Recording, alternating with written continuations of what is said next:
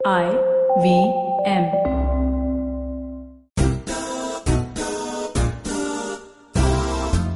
High, welcome to Gol Gappa with Trupti Khamkar. Of course आज बुधवार आहे. काय म्हणजे आता 1 वर्षापेक्षा जास्त झालं. आता मला असं वाटतंय की आता हे जर हाय वेलकम टू गोल गप्पा म्हटल्यावर लोकांना कॅलेंडर बघायची गरज लागत नसेल. ओ आज बुधवार आहे का असं होत असेल तर I am so funny sometimes.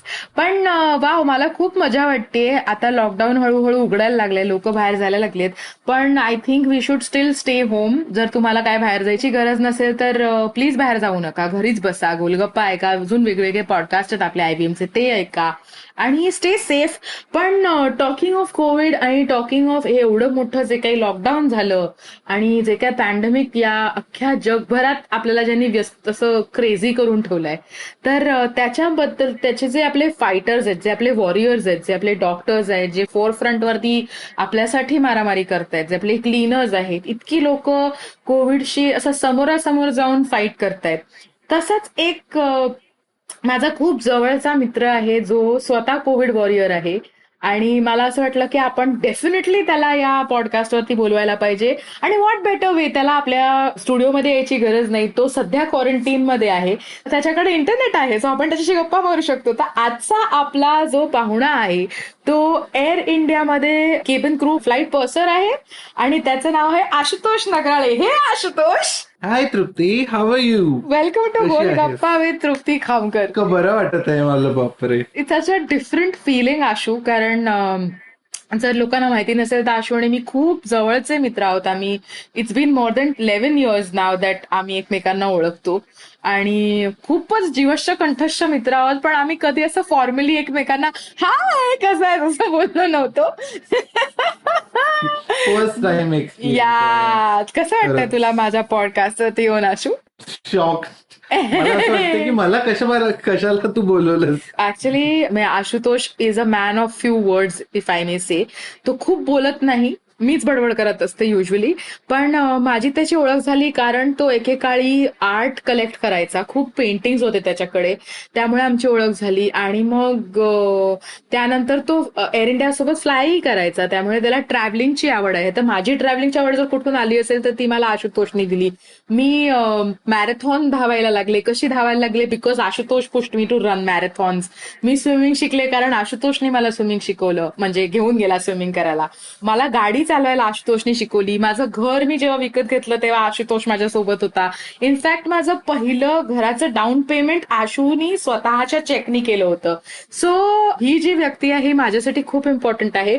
पण फायनली मला असं वाटतंय की ही इम्पॉर्टंट व्यक्ती जी फक्त माझ्यासाठी होती ती फक्त माझी नाही आता, ती अख्ख्या जगभराची आहे. कारण Ashu was the crew member ज्यांनी पहिलं फ्लाईट जे वुहानला गेलं आणि तिकडनं रेस्क्यू करून आपल्या इंडियन्सना परत आणलं. एअर इंडियाचं जे फ्लाईट होतं त्याच्या क्रूमध्ये आशुतोष होता. आणि आशुतोष, पहिली गोष्ट तर कॉंग्रॅच्युलेशन्स. दुसरी गोष्ट, थँक्यू फॉर डुईंग इतकं ब्रेव्ह काम. मला स्वतःला माहित नव्हतं की हे इतकं मोठं म्हणजे काम होणार आहे आणि इतके सारे अवॉर्ड्स मिळणार किंवा सर्टिफिकेट मिळणार किंवा एक लेटर येणार आहे ते पण प्राईम मिनिस्टर कडनं. खूपच मोठी गोष्ट होती माझ्यासाठी. But that's how it is ना, की तू आतापर्यंत मला नाही, म्हणजे माझ्या एक्सपिरियन्स मध्ये तरी असं कधीच नाही झालं की आशूनी काहीतरी गोष्टीसाठी अमुक मिळेल म्हणून अमुक काम केलं असेल. तू खूपच निस्वार्थीपणे कामं करतोस. अरे मी खूप कौतुक करते का तुझं आज माझ्या गोलगप्पावरती. मला पण असं वाटतंय. बट आशू, कसं वाटलं तुला? आपण पहिलं त्याच्याबद्दल बोलू की एकतर आय एम व्हेरी प्राऊड की तू माझा मित्र आहेस. मला खूप ग्रेट वाटतंय की you have made me a part of your life and I have made you a part of my life and we been so close friends. आणि जेव्हा आपला मित्र असं काहीतरी ग्रेट करतो ना तेव्हा खूप ओव्हरवेल्मिंग वाटतं. ते खूप असं वावच्या पण पुढचं असतं. तर डेफिनेटली तुला कसं वाटलं? तुला कधी कळलं की तू या रेस्क्यू फ्लाईटला जाणार आहेस? मला ऍक्च्युली स्टँड बाय वर ठेवलेलं होतं कमीत कमी 4 ते 5 दिवस. आणि ते एक स्पेशल स्टँड बाय होतं की या क्रूला अजिबात तुम्ही डिस्टर्ब करायचं नाही कुठल्याही फ्लाईटसाठी. आणि तेव्हा मला कुठून तरी डॉक्टरांकडनं कळलं की एक वुहानला असं एक इन्सिडेंट झालं आहे की तिथे एक व्हायरस पसरलेला आहे ज्याच्यामुळे हे खूप मोठं पेंडॅमिक होऊ शकतं. तर एअर इंडिया असा विचार करत आहे की ते आपले रेस्क्यू विमान पाठवतील तिथे आणि त्यांच्यासाठी त्यांचे डॉक्टर लोक प्रिपेअर करत होते बस. आणि मला त्याच्याबद्दल त्याच्या व्यतिरिक्त अजिबात काहीही माहिती नव्हतं की हे किती डेडली मिशन असणार आहे किंवा काय असणार आहे, कारण कोणीच इतकं सांगितलं नव्हतं आम्हाला की हे तुम्ही ऍक्च्युली तुम्हाला करायचं काय आहे. करेक्ट. वाव.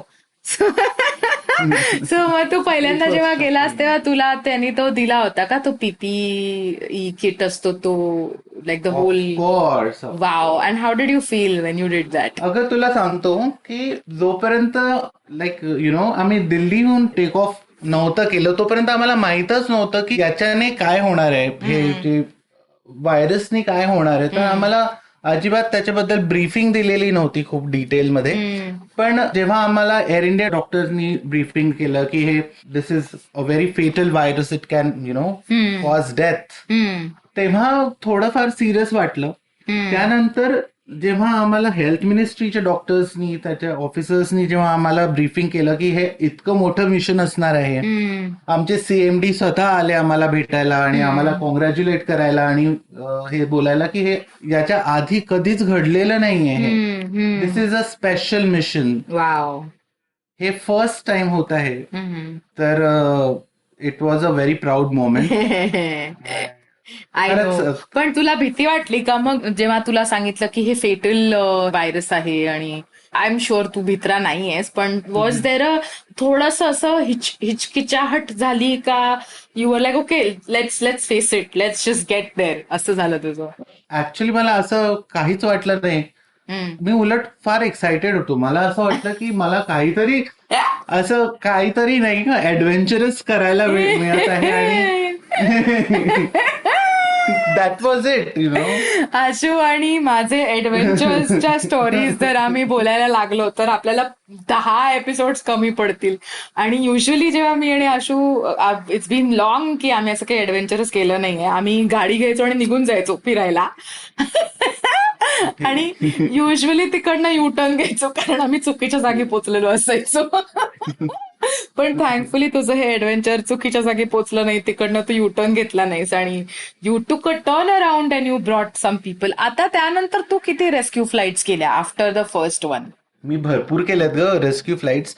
कारण फर्स्ट टाइम जेव्हा मी हे फेस केलं ना तर मला असं वाटलं की यार जर माझं कोणीतरी असतं तिथे सपोज, कारण मी सगळे डॉक्टर स्टुडंट्स होते आणि माझ्यासाठी ते खूप जवळचं नातं आहे because I am my self instructor. तर मला असं वाटलं तर माझं कोणी असतं तिथे वुहानला तर मी गेलो नसतो का.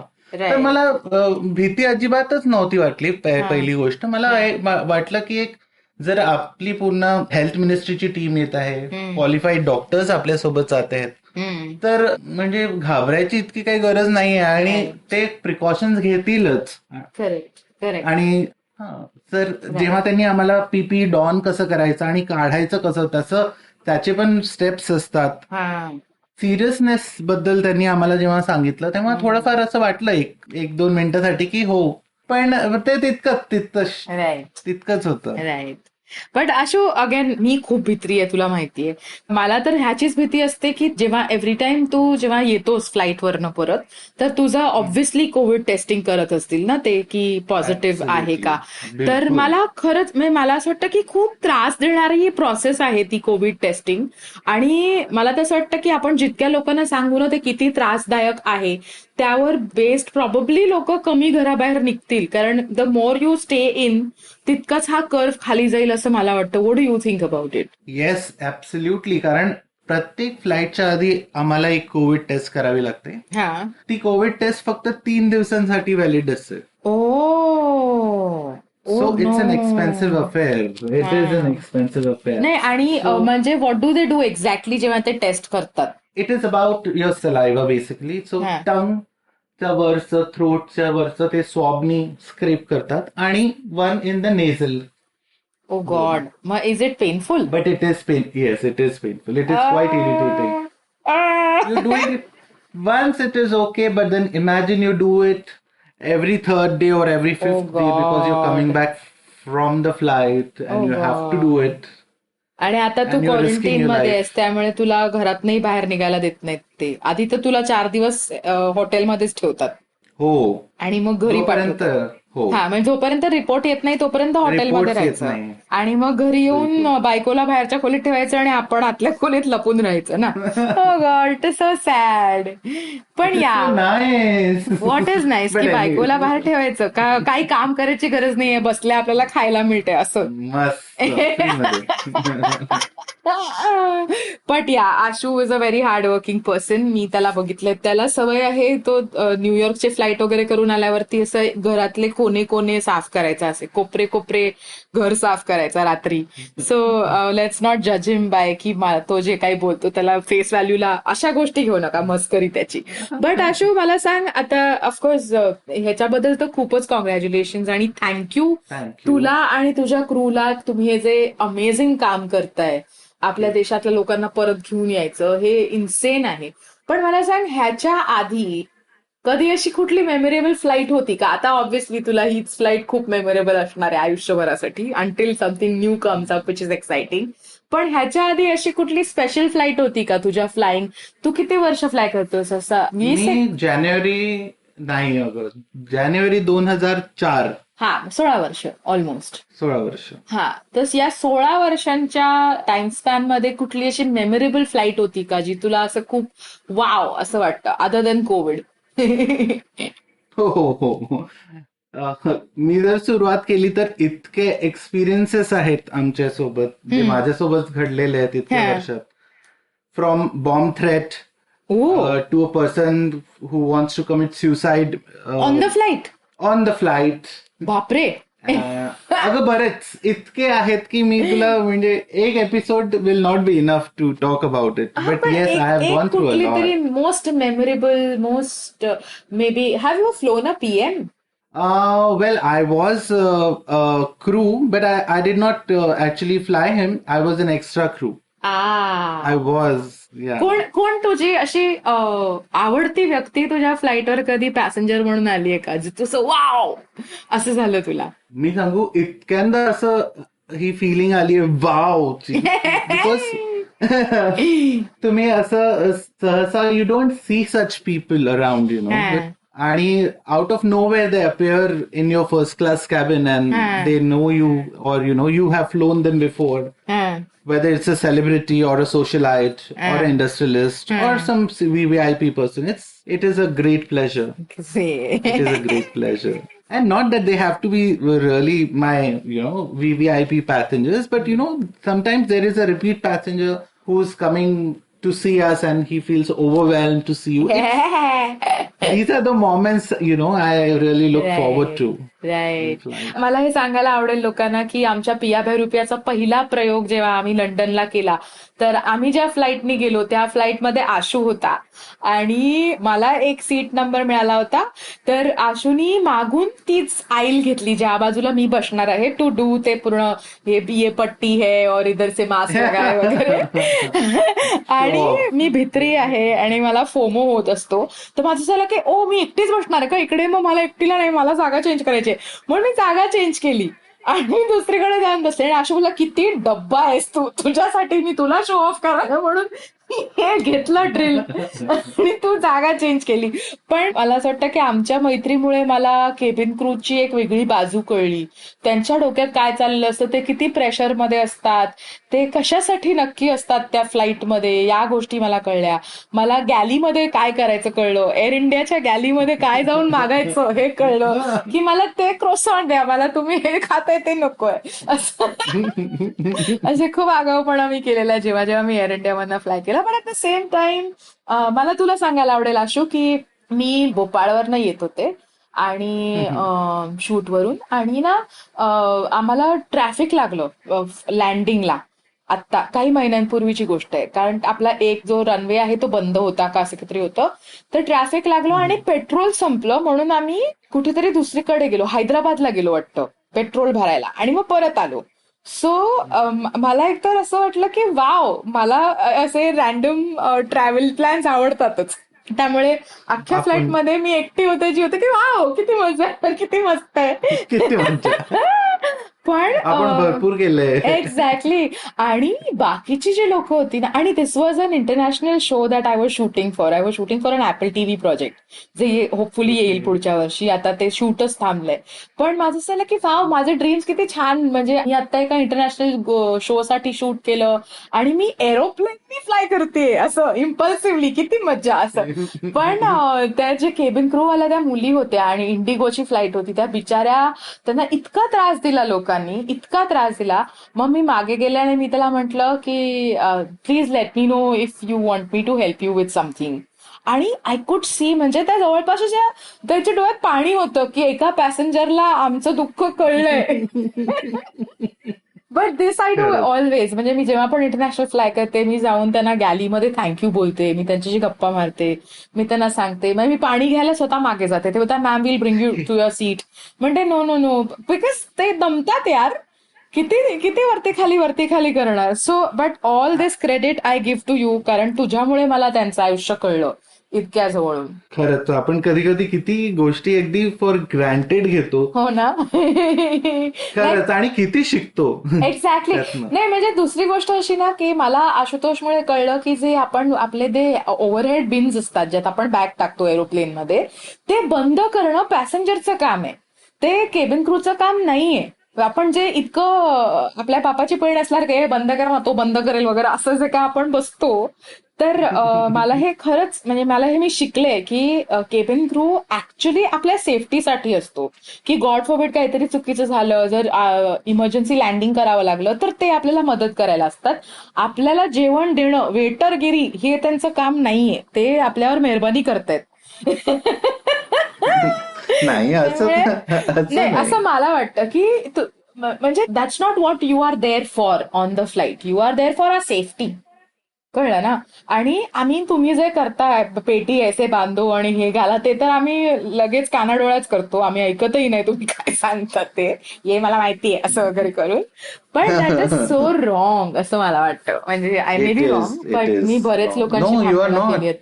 कारण इमर्जन्सी सांगून येत नाही ग, करेक्ट. आपल्याला माहितच नसतं. आणि एअरक्राफ्ट इतकं जास्त स्पीडनी 0.89 मॅक किंवा 0.9 मॅक म्हणजे 800-900 किलोमीटर पर आवरच्या स्पीडनी ते जर फ्लाय करत असलं आणि थोडस जरी टर्ब्युलन्स आलं तर काहीही होऊ शकतं. आणि करेक्ट. करेक्ट. जोपर्यंत तुम्ही ते एक्सपिरियन्स स्वतः करत नाही तोपर्यंत तुम्हाला त्याचं इम्पॉर्टन्स कळत नाही. राईट. असं तुझं झालंय का कधी पण अनफॉर्च्युनेट सिच्युएशन तुझ्या? हो वाव. हो झालेत. म्हणजे इमर्जन्सी लँडिंग केलंस तू? इमर्जन्सी लँडिंग केले आहेत, एअर पॉकेट्स मध्ये गेलो आहोत, फ्लाय करता करता ओहो पडलो आहोत, बापरे. बरंच काही काही झालेलं आहे. एअर पॉकेट ती वस्तू असते म्हणून तुम्ही तुमच्या कॉफीचं लिड नेहमी लावता, कारण जर फ्लाईट एअर पॉकेट मध्ये गेलं तसं फटकन खाली पडतं ते. ऍब्सोल्युटली. बट या सगळ्या गोष्टी तर होतच असतात. आणि आय एम व्हेरी लकी की मला या पर्सनली गोष्टी कळल्या होत्या, मला ट्रेनिंग मिळालं होतं. पण अशा जशी गोलगप्पाची आपली एक प्रथा आहे की आपण तुझ्या अख्ख्या आयुष्याबद्दल बोलतो, तर लेट्स थोडंसं रिवाइंड करूया. आणि तुझं बालपण कुठे गेलं, मग तू कुठे शिकलास, मग तू शिक्षण काय केलंस, आणि मग कसा तू केबिन क्रू पर्यंत पोहोचलास, ह्याच्याबद्दल एक क्विक आम्हाला एक सांग गोष्ट तुझी. माझी गोष्ट खूपच क्विक आहे. मी नागपूरला शिकलो, 12th पर्यंत नागपूरला शिक्षण झालं माझं. त्यानंतर मला ग्रॅज्युएशन करायचं होतं आणि बरंच काही एक्सपेरिमेंट करायचं होतं, तर मी बरंच काही केलं. मी मॉडेलिंग केलं, टीव्हीएस स्कूटीसाठी मॉडेलिंग केलं आहे, बरेच रॅम्प शोज केले आहेत. हा, रॅम्प शोज माहितीये. हा, तर शूट्स केले भरपूर. म्हणजे माझं आयुष्य म्हणजे it's full of experiences. You name it and I have most probably done it or will be doing it, trying to do it. तर मी इतकं वर्सेटाईल, इतकं वास्ट आयुष्य बघितलंय. फ्रॉम त्यानंतर मी बिझनेस, माझ्या मामांचं बिझनेस होता इंटू एक्सपोर्ट्स, तर मी ते सुद्धा केलं. त्यानंतर स्पोर्ट्स कार्स मध्ये पण माझ्या मामाचं होतं, तर तोही त्याच्यासोबत ती लाईफ पण बघितली आहे, थँक्स टू हिम. त्यानंतर आय डिड माय ग्रॅज्युएशन. मग त्यानंतर एमबीए केलं. एमबीए करून असं वाटलं की मी थोडासा जास्त शहाणा झालोय आणि जे शिकायचं होतं ते मला कळालं की why I wanted to make मनी.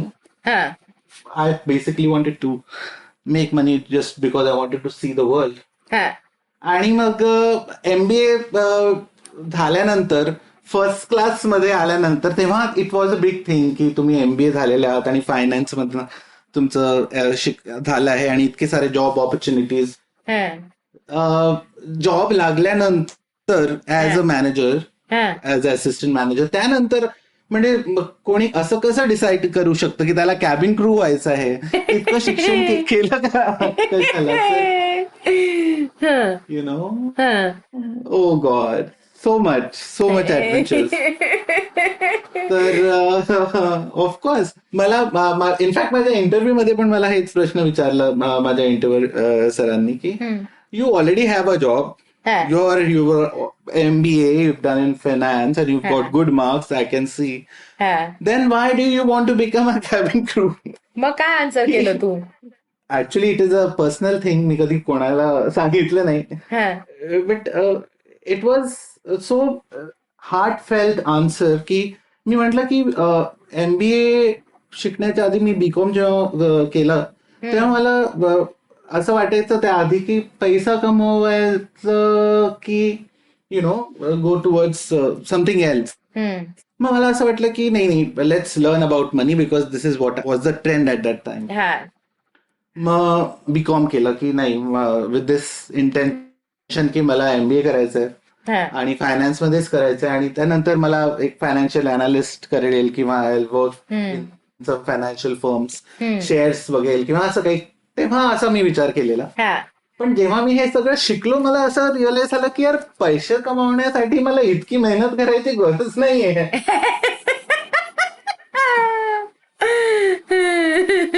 आणि करायचं काय होतं त्यानंतर मला फक्त बघायचं होतं, पूर्ण जग फिरायचं होतं, कारण मला भरपूर काही करायचं, भरपूर काही करायचंय मला. म्हणजे जसं आपण बऱ्याच गोष्टी सोबत केल्या, आपण मॅरेथॉन सोबत धावलोय. इमॅजिन द एक्सपिरियन्स तृप्ती.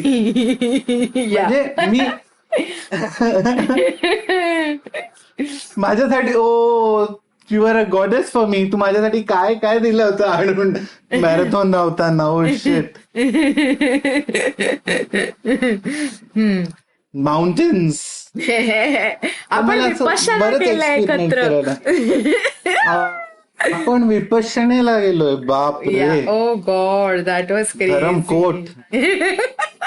मला सॉरी आपण आशूच्या गोष्टीमधनं असे एक्झिट मारतोय, पण आशू मला जबरदस्ती घेऊन गेला होता की नाही तुला विपश्यना करायची गरज आहे. आणि आम्ही गेलो धरमकोटला आणि धरमकोटचं जे मेडिटेशन सेंटर आहे ते छोटूस आहे, त्यामुळे मुलं आणि मुली एकाच ह्याच्यात बसलेले असतात आणि तो सिनियर मोस्ट होता कारण त्यांनी खूप वेळा केलेलं होतं विपश्यना. तर तो पहिल्या रांगेत असायचा आणि मी तिसऱ्या रांगेत असायचे आणि मला तिकडनं निघायचं होतं. तर मी आपली रोज तिथे बसून आशूला बघत असायचं की अरे चल ना आता इकडनं निघू आपण, कल्टी मारू. तर तो तो सकाळी 4 वाजताचं जे पहिलं सेशन असायचं तेव्हापासून तिथे बसायचा. तो शेवटी 8:30-9 ला झाल्यानंतर पण बसलेलाच असायचा तिकडे. असं वाटायचं की हा वाल्मिकी आहे, याला आता ऋषी आहे, त्याला आता असं वारून येईल अंगावर. ऍज वी स्पीक आशू मला दिसलं सगळं ते. तो रूम आणि तू बसला होता आणि मी इथे बसली होती आणि मागे टेलर बसायची, माझ्या टेलर नावाची मुलगी होती जी खूप कपडे घालायची आणि एक एक करून काढायची.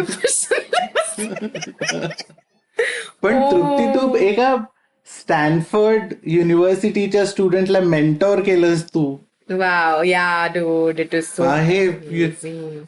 I think people should know about this. Did I? Of course. I have the proof. Wow. Yeah, coming back to तुझी स्टोरी. तर मग तू फ्लाय, पण मला सांग तू मग then you had to do some training to get into Air India? No, yaar, I was natural. Thanks, Aman. Just like me. Just like me. I just walked in it and I got it. It was that simple. पण मला लोकांना सांगायला आवडेल की आशू आणि मी बरेच कामं same आणि खूप क्रेझी गोष्ट केली आहेत, खूप केली आहेत क्रेझी गोष्टी. पण त्यांनी एक एक्स्ट्रा गोष्ट क्रेझी केली आहे माझ्यापेक्षा जास्त. त्याने लग्न केलंय. Oh my God, yes of course. आणि त्याचं लग्नही असं इम्पल्सिव्हच होतं. अगदी. मला आठवतं की मी लंडनला बसले होते, बीचम हाऊसच्या शूट वरती होते मी, आणि माझ्या रूम मध्ये बसले होते आणि जनरल आशू बरोबर गप्पा मारत होते की डूड आपण ना इथे ड्राईव्हला जायला पाहिजे, मी नेक्स्ट टाइम लंडनला येईन ना, मग तू इकडची फ्लाईट घे, मग आपण गाडी घेऊन ड्राईव्ह करायला जाऊ वगैरे. आणि तो मला बोला मी तुला एक शॉकिंग गोष्ट सांगू का. म्हटलं काय रे. तर बोला मी ना लग्न केलं. म्हटलं ओ कॉंग्रॅट्स. तर मला तर शॉक नाही झालं. म्हटलं नाही. मी शॉक झालो. आपण अगं नीट बेक अँड हे पण तर केलं होतं आपण. तू पण तर होतीस तिथे. Pottery class. सो आशूची एक कंपनी होती आर्ट अमात्रा नावाची, जी अजूनही आहे. आणि त्यात तो जसं मी म्हटलं पेंटिंग्स गोळा करायचा, मग त्याचे एक्झिबिशन्स करायचा. मग त्यांनी पॉटरीचे वर्कशॉप्स केले होते ऑर्गनाइज, ज्याच्यात लोक पॉटरी आणि वेगवेगळ्या गोष्टी बनवायचे. मग आता त्याचं अमात्रा फार्म्स नावाचं पण एक प्रोजेक्ट चालू होतं. त्याचं काय झालं मला अजून माहित नाही. सुरू आहे. हा, पण त्याचे आता सुरू आहे. फॅन्सी फोटोज असे खूप सुंदर. I am waiting to go to Amatra farms for a holiday. आशूचे रेस्क्यू फ्लाईट संपल्यानंतर. सो मला सांग आशू, माझ्या लिस्नर्सना जर तुला फॉलो करायचं असेल आणि जर त्यांना या सगळ्या गोष्टींमध्ये इंटरेस्ट असेल, बी इट आर्ट किंवा पॉटरी किंवा फार्मिंग किंवा व्हॉटएव्हर, तुझं फार्म हाऊस मध्ये जर वेकेशन करायचं असेल तर तुला कसं पकडायचं, तुला कसं कॉन्टॅक्ट करायचं. मी तर इतक्या लोकांना केटर कधी केलं नाहीये, पण small groups I can cater to. आणि सध्या तरी मी त्याला कमर्शियलाइज केलेलं नाहीये, but it is an experience to visit my form.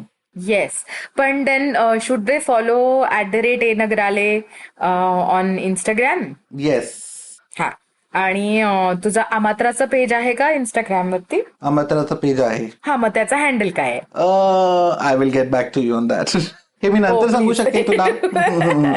Of course by the end of this conversation. पण मला असं वाटतं की आपण इतक्या गप्पा मारल्यात. मला माहित नाही की ऑडियन्सला, आपल्या लिस्नर्सना मजा येते की नाही, पण मला खूप मजा येते, कारण आम्ही उगाच गप्पा टप्पा आमचं. I think it is a fun episode.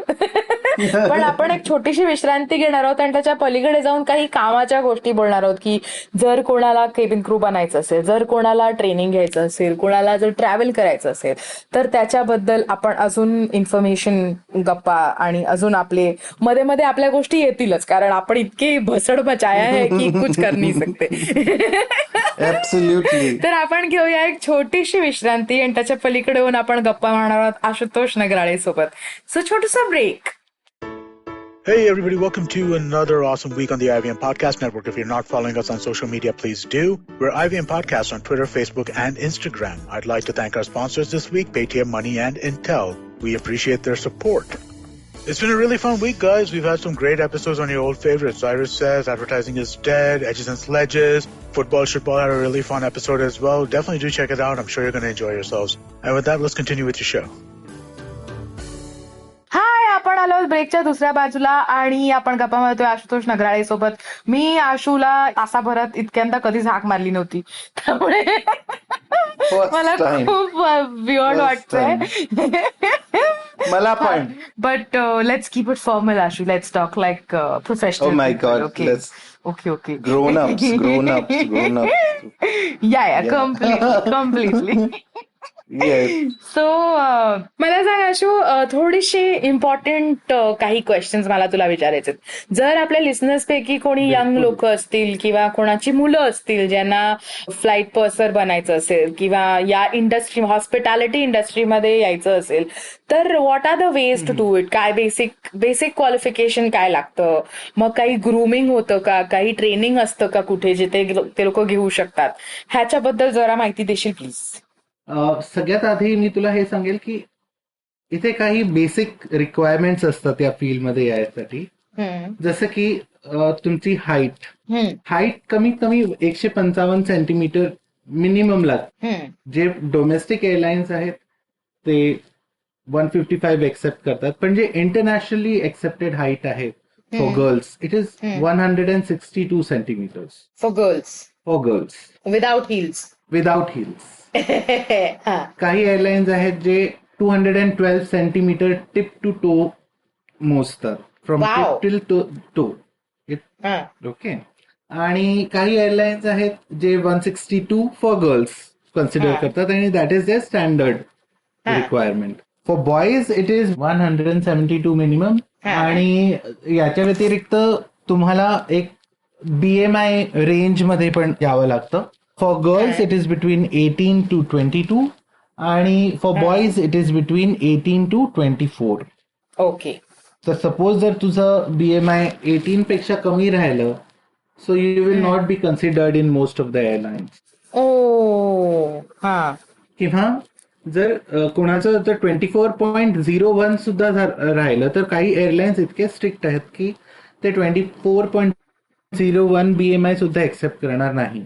त्याच्या तर या ब्रॅकेटमध्येच रेंज पाहिजे. त्या ब्रॅकेटमध्येच फिट पाहिजे according to the height. All right. त्यानंतर बेसिक क्वालिफिकेशन जे इथे लागतं for to become a cabin crew, it is basically 12th. पण एअर इंडियामध्ये त्यांनी ग्रॅज्युएशन कंपल्सरी केलंय, पण generally world wide 12th standard is the standard to enter in this field. त्यानंतर तुमचं ग्रूमिंग इट्स व्हेरी इम्पॉर्टंट. तुमचं first look should be the look of a cabin crew. It should look in the first look की हा मुलगा किंवा ही मुलगी cabin क्रूच्या uniform मध्ये कशी दिसणार. Sir, grooming your first look, तुम्ही कसे चालता, तुम्ही स्वतःला ग्रूम कसं ठेवता, तुम्ही कोणता परफ्यूम वापरता, तुम्ही खूप लाऊड परफ्यूम, कारण इतक्या छोट्या छोट्या गोष्टींकडे लक्ष दिलं जातं. जसं की तुमचे बेल्ट तुमच्या सॉक्सच्या कलरशी मॅच करतात किंवा नाही, किंवा तुमचे बेल्ट तुमच्या शू सोबत मॅच करताय की नाही, कलर. इतक्या छोट्या छोट्या गोष्टी असतात. राईट. आणि किंवा तुम्ही लोक टाय घालून येतात इंटरव्ह्यू साठी, तर कुठलीही टाय चालणार नाही. You have to dress like a gentleman. You have to dress what is there in vogue. आजच्या फॅशन ट्रेंडच्या हिशोबाने काय सुरू आहे. तर अशा बरेचशा गोष्टी असतात. तुम्ही काय काय घातलं पाहिजे, काय नाही घातलं पाहिजे, हे सगळ्या गोष्टी, ह्या सगळ्या टिप्स आहेत जे तुम्हाला either learn the hard way, म्हणजे तुम्ही वारंवार इंटरव्ह्यू साठी जा, मग तिथे तुम्ही बघा लोकांना आणि ते मग त्यानंतर शिका, किंवा तुम्ही कुठून जर तुम्हाला याची कोर्स जर मिळू शकेल की तुम्ही ग्रूमिंग कसं करू शकता, what is the latest trends, कोणते कलर्स तुम्ही घालू शकता, कोणते कलर्स तुम्ही घालू नाही शकत, कोणत्या डिझाईन्सचे कपडे तुम्ही घालू शकता, स्पेशली फॉर गर्ल्स. किती जर तुम्ही स्कर्ट घालत आहे तर त्याची लेंथ किती राहायला पाहिजे, म्हणजे there are so many intricate things ज्याला बघितलं जातं. तर grooming is a must. Right. आणि असं मला सांग की if anybody wants to actually, जर कोणी इंटरेस्टेड असेल तर त्यांनी तुला जर DM केलं तुझ्या इंस्टाग्राम वरती, नगराळेवरती, तर will you guide them, will you be happy to? Definitely. You know it, we've been doing it for so many years. Yeah. Cool. So तुला लोक डेफिनेटली मेसेज करतील तुझ्या इंस्टाग्राम वरती. तो फ्लाईटवर असेल तर कदाचित रिप्लाय नाही देणार, पण आशू युजली रिप्लाईज, ह्याची मी तुम्हाला गॅरंटी देते. थोडा उशीर होईल पण आय विल डेफिनेटली. हा, देर आएंगे दुरुस्त आएंगे. जरूर आएंगे. हा. सो ग्रूमिंग नंतर बरेचसे ऍस्पेक्ट्स आहेत. जसं की आता तू बोलली, जसं की सेफ्टी इश्यू आहे. तर ह्या सगळ्या गोष्टींना पण एखादी मुलगी खूप इम्पॉर्टन्स देत नाही की असं काय करवणार आहे. पण जेव्हा तुम्ही तिथे प्रत्यक्ष जातात आणि तुम्हाला एक ड्रिल असते, जेव्हा तुम्हाला वरून जम्प करावं लागतं आणि यू हॅव टू स्लाइड, त्याला आपण स्लाइड ड्रिल म्हणतो. किंवा when you are actually in the drill, where you are doing a fire drill, you are actually fighting fire. तर बरेचसे लोक मी बघितले आहे, not so much in this, but slide ड्रिलला मुली स्पेशली त्यांना हार्ट फेल झालेलं वाटतं, because you are really higher distance, at a distance, at a height. तर डेफिनेटली जेव्हा पहिल्यांदा तुम्ही बघता ते त्याला असं वाटतं की मी बघितली आहे, I have seen slides in my life, but this is something different. आणि यू चिकन आउट. मोस्टली मी बघितलंय बऱ्याच मुलींना. आणखी त्यानंतर स्विमिंग म्हणजे girls don't want to go in water. त्यांना तेव्हा पण प्रॉब्लेम होता. इव्हन बॉईज सुद्धा, असं नाही म्हणणार मी की फक्त girls it is related, but boys सुद्धा त्यांना फोबिया असतो लहानपणापासून. मी नाही जाऊ शकत, मला करायचंच नाही स्विमिंग. पाण्याचा फोबिया असतो. तर असे बरेचसे चॅलेंजेस तुम्हाला फेस करावे लागतात आणि it becomes a part of your life. Right. तुम्ही ते स्किप करून चालणार नाही. ट्रू. आणि मग त्यानंतर काय होतं? Is there a written exam? No, not earlier, not in the first phase.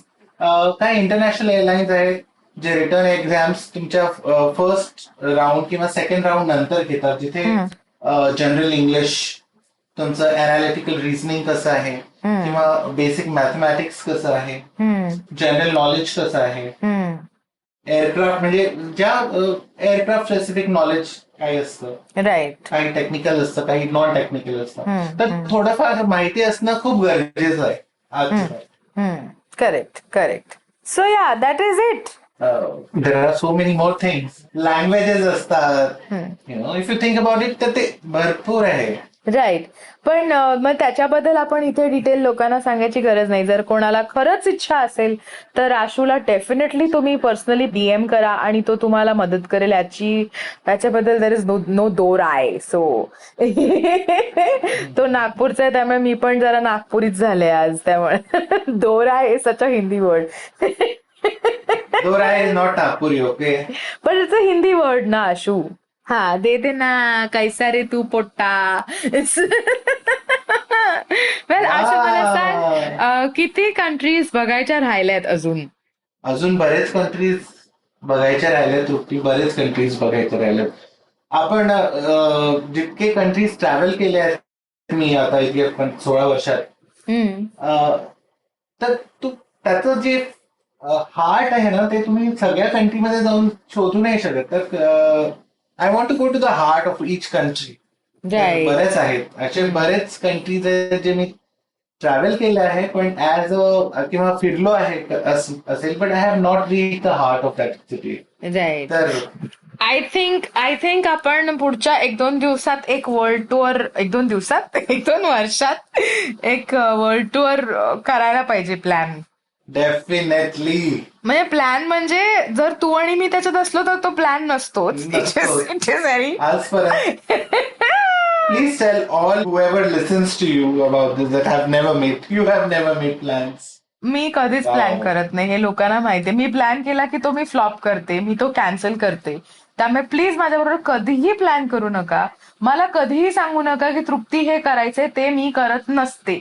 मला असं वाटतं की इम्प्रॉम्प्टू जे काय आपण करतो ना, त्याच्यात खूप मजा असते. इम्पल्सिव्हली आपण जे करतो त्याच्यात, कारण प्लॅन करून कधी कधी नाही ते जागेवर नीट होत जे काय व्हायचं असतं ते.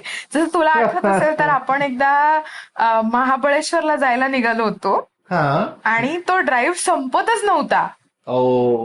तो घाट संपत नव्हता आणि आम्ही महाबळेश्वरला पोहोचलो आणि आमच्या लक्षात आलं की आज शनिवार आहे, त्यामुळे सगळे हॉटेल्स फुल आहेत. मग मी आणि आशूनी मनाची तयारी केली की आपण आज गाडीतच झोपू. आशू मागे झोपेल, मी पुढच्या सीटवर झोपीन. आम्ही टूथब्रश, पाणी वगैरे आणून दात घासले आणि उगाच असं एक चान्स ट्राय करूया म्हणून एका हॉटेलमध्ये गेलो आणि तिकडे आम्हाला थँकफुली एक रूम मिळाली. आणि मग त्याच्यानंतर आम्ही टेबल लँडला जायला निघालो आणि प्रतापगडला पोचलो. मग तिकडे आम्हाला एक पुस्तक मिळालं, त्याच्यावर आम्हाला नॉट टू स्केल एक मॅप दिसला ज्यावर काशीद होतं. म्हटलं अरे आष्टी, आपण कधी काशीदला नाही गेलो. तर तुम्हाला इथे ना रस्ता आहे. तर आम्ही जुना हायवे पकडला जिथे कोणी भूतही नव्हतं, तिथे भूतही नव्हतं. तिकडनं चालून आम्ही कसे बसे काशीदला पोचलो आणि आमच्याकडे पैसे नव्हते.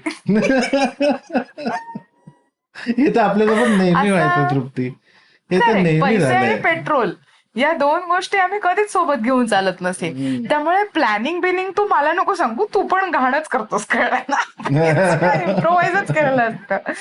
त्यामुळे आय थिंक पण एक बॅकपॅकिंग ट्रिप तो बनता आहे. तू, मी, स्टेफी आणि ज्यांना कोणाला यायचं असेल, स्टेफी म्हणजे आशूची बायको, ज्यांना कोणाला आमच्यासारखं क्रेझी काम करायचं असेल तर प्लीज यू आर इन्व्हायटेड. पण आम्ही खूपच अनरुली आहोत आणि आम्ही कोणाचं ऐकत नाही, त्यामुळे हा, आणि आम्हाला सकाळी डिस्टर्ब करायचं नाही, आम्ही कधीही उठू आणि कधीही जाणार. हो हो हो, आम्ही जेव्हा उठू तेव्हा आम्ही हमारे राजे.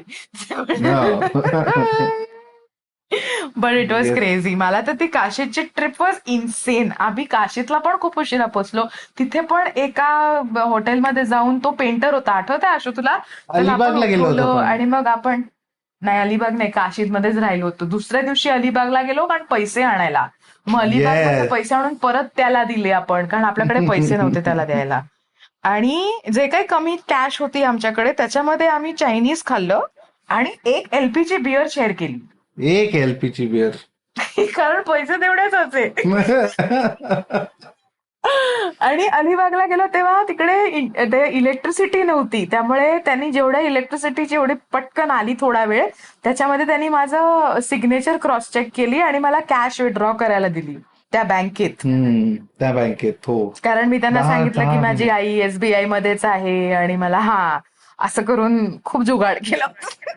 कसे आपण पैसे आणले होते तृप्ती, माय गॉड. नाही, आपण काशीत नाही, मुरुडला राहिलो. मुरुडला राहिलो होतो. Oh God, that was mad. But yeah, this is how it is. तो आम्ही वर्ल्ड टूर प्लॅन करू तेव्हा तुम्हाला सांगू. कोणाला येडेपणा करायचं असेल आमच्यासोबत, क्रेझीनेस, तर आपण जाऊ शकतो सगळे. मजा येईल. More the merrier. But yeah, leave me alone guys, leave me alone. मी सोशल डिस्टन्सिंग प्रॅक्टिस करत असते सतत स्वतःच्या आयुष्यात. सो या, पण yes, coming back to Golgappa Ashu, मला असं वाटतं की आपण खूप गप्पा मारल्यात आणि मोर देन, मला हा पहिला गोलगप्पा असेल जिथे माझ्या आयुष्याच्या इतक्या जवळची व्यक्ती माझा गेस्ट म्हणून आली होती. त्यामुळे लोकांना आज खूप आपलं सगळे अंदर की झोल झपाटे. पण जर तुम्ही आम्हाला जज करत असाल तर आम्ही विपश्यना पण करतो. सो आम्ही गुड बॉय आणि गुड गर्ल पण आहोत, त्यामुळे टेन्शन नका घेऊ. Good boy. So yes, but Ashu, आपण जवळपास आपल्या एपिसोडच्या एंडला पोचलो आहोत. तर एक क्विक रेकमेंडेशन, तू सध्या काही वाचतोयस, काही पाहिलंयस जे आमच्या लिसनर्सना तू सांगशील की हे वाचा किंवा हे मला आवडलंय ते हे तुम्ही वाचा, असं काही recommendation? There is one very interesting Japanese book. It is called as Ikigai. The Art of Longevity and Happiness in Japan. I think everybody should read that book. It's very basic and it's very beautifully described. पण त्याचं Marathi version आहे का रे? आपला podcast Marathi आहे. ते लगेच इंग्रज आळलेला झालास ना तो. Ikigai, it's a very beautiful book and it is a very beautiful read. Simple book but you must read. असं जे काही तुझं झालं, लगेच व्हिसा मिळाल्यासारखं. असं झालं का? नाही ना, मराठी व्हर्जन नाही आहे त्याचं, पण सांग. ठीक आहे, इट्स ओके. मराठी पुस्तक तू वाचलंयस का कुठलं मराठी पुस्तक? सध्या तर नाही. आधी कधी वाचलंयस का? हो ना. कुठलं? ते नाही का कुलकर्णींनी लिहिलेलं एक भोसलेंचं होतं, हिमशिखरचं काय होतं ते, साथ देती हिमशिखरे, साथ देती हिमशिखरे. ओ wow, you are well read, I must say. Yes. I am saying it with so much confidence because that book is kept in your house. In my house in Goregaon? Yes. अच्छा. So well, recommendation आशूने आपल्याला दिलेलं आहे की Ikigai वाचा. It's a beautiful book. Definitely जर त्याचं Marathi translation असेल तर तुम्हाला कळेलच, किंवा आपण चेक करू, मी तुम्हाला सांगेन. तर Ashu, before we finish the episode, आमचे जे गेस्ट असतात ना, ते आमच्या लिसनर्सना एक मराठी शब्द देतात वोकॅब्युलरी मध्ये. म्हणजे एक कुठलाही मराठी शब्द जो तुला फॅसिनेटिंग वाटतो किंवा तुला खूप आवडतो, किंवा असा एक कुठला तरी मराठी शब्द which is so close to your heart, which you would like to contribute to our listeners vocabulary. तुला माहितीये कॅबिन क्रूला मराठीत काय म्हणतात? काय म्हणतात किंवा हिंदीत काय म्हणतात? तुला माहिती, तू केबिन क्रू, मला कसं कळणार काय म्हणतात? हवाई परिचारिका. आणि मुलाला? हवाई परिचारक. सो आपला आजचा वर्ड आहे हवाई परिचारक ना, किंवा परिचारिका. Yes. Wow, amazing. Thank you Ashu. खूपच मोघम उत्तर न दिल्याबद्दल थँक्यू. सो या अशा प्रकारे आमचा आजचा हा एपिसोड संपत आलेला आहे. आणि थँक्यू आशू की तू तुझ्या स्पेशल काही न करत असलेल्या क्वारंटीनच्या टाइम मध्ये आम्हाला वेळ दिलास आणि आमच्याशी गप्पा मारल्यास. आणि आपण दोघांनी कितीतरी वेळानंतर एक तासभर असे गडे मुर्दे उखाडले, त्यामुळे मलाही खूप मजा आली. त्यामुळे या थँक्यू सो मच. आणि आमचा आजचा एपिसोड तुम्हाला कसा वाटला हा आम्हाला कॉमेंट्समध्ये लिहून पाठवा. आम्हाला आमची स्टोरीज बनवा, स्क्रीनशॉट करून मला टॅग करा, @actor तृप्ती, IVM ला टॅग करा, आशुतोष नगराळे नगराळेला टॅग करा, त्याला फॉलो करा. माझा युट्यूब चॅनल आहे ज्याचं नाव आहे ॲक्टर तृप्ती, त्याला तुम्ही सबस्क्राईब अजून केलं नसेल तर का नाही केलं? फुकट आहे, जाऊन करा. आणि दुसऱ्यांदा करू नका, एकदाच सबस्क्राईब करता येतं. माझी विचार आहे, तिला वाटतं की 2दा-3दा आपण सबस्क्राईब करू शकतो, मग ती म्हणते अनसबस्क्राईब का झालं? तसं नसतं, एकदाच सबस्क्राईब करता येतं, पण ते प्लीज करा, कारण ते खूप महत्वाचं असतं आमच्यासाठी. सो असं करा. आणि आमचे बाकी IVMचे बरेचसे पॉडकास्ट आहेत ते ऐका. ऑल्सो आशू तुला ऑल द बेस्ट, कारण तू अजून बऱ्याच फ्लाईट्स करशील आणि आम्ही तुला आमच्या प्रेयर्समध्ये आणि आमच्या विशेष तुझ्यासोबत सतत असतील. त्यामुळे कीप डुईंग दिस अमेझिंग वर्क. आणि या एवढं सगळं झाल्यानंतर पुढच्या बुधवारची वाट बघा, कारण आपण परत येणार आहोत पुढच्या बुधवारी गोलगप्पा घेऊन विथ समबडी न्यू. सो तोपर्यंत bye bye.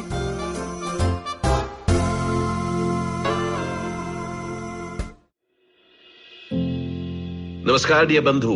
My name is Ashish Vidyarthi. These are truly challenging times, and in these times, we need hope. Do take time to listen to my podcast, Begin the Journey. Available on IVM Podcasts, website, app, or wherever you listen to podcasts. Remember, there is hope because there's one life and we are alive.